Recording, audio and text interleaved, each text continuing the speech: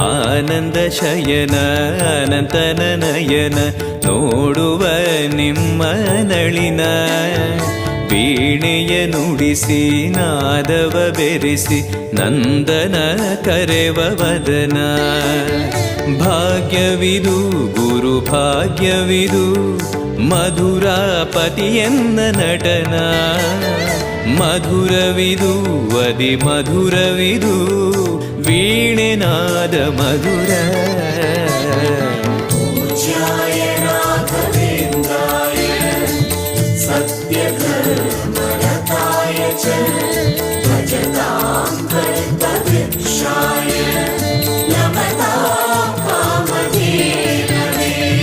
ಭಾರತಿ ರಮಣನ ಬಕುತರ ಪೊರೆಯುವ ಯೋಗಿಯೇ ರಾಘವೇಂದ್ರ ಸಾರಥಿ ಕೃಷ್ಣನ ಸಾರಿ